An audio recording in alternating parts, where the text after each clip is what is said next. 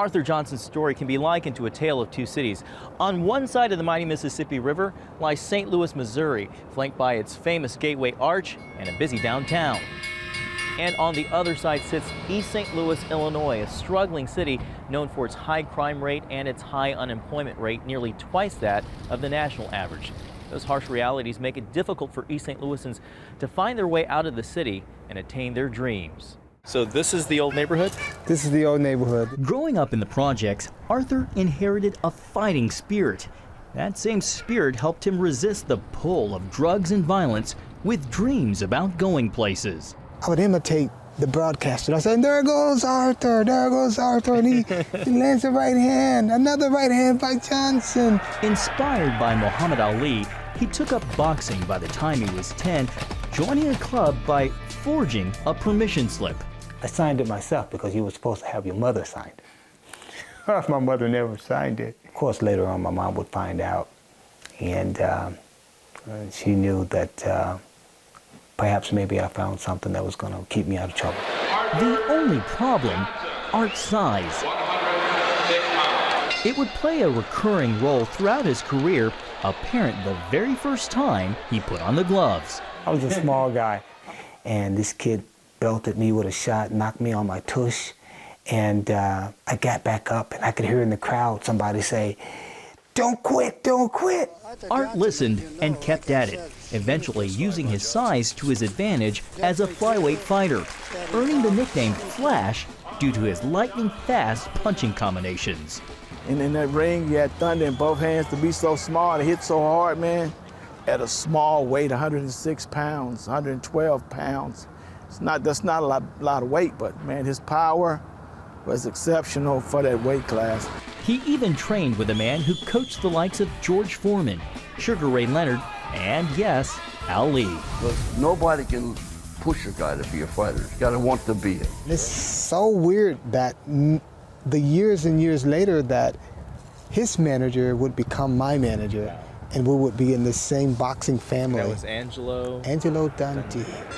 Art excelled, becoming the first flyweight amateur to win 3 consecutive national titles, then amassing a total of 12, a record that still stands today.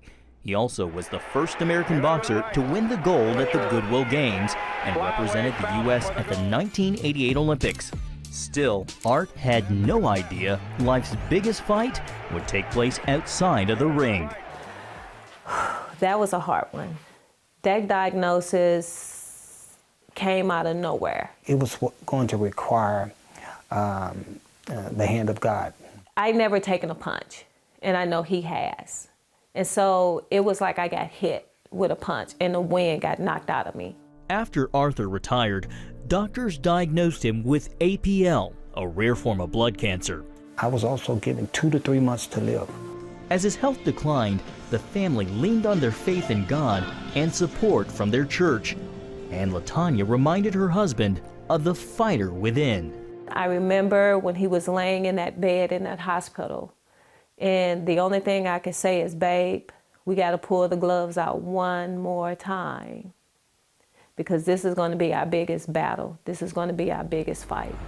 After more than a month in the hospital, 6 months of chemo, and 5 long years of recovery, Arthur beat cancer and punched back, eager to make a difference. So again, step, good, beautiful. We toured the Flash Boxing Gym and Educational Center during construction, where he told us he planned to do more of this. On the ball of your feet, on the ball of your feet, right. Using boxing to train young hopefuls the lessons he's learned inside and outside the ring. Beautiful. That's what I see. I see him leaving a piece of himself in the next generation.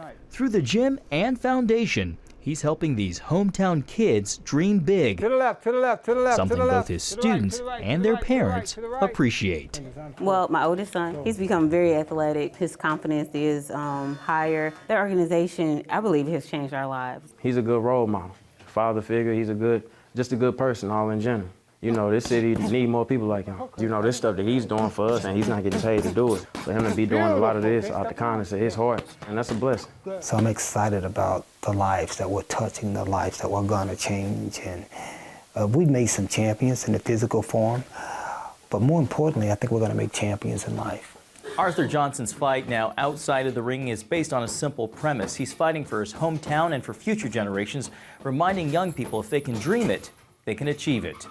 John Jessup, CBN News, East St. Louis, Illinois.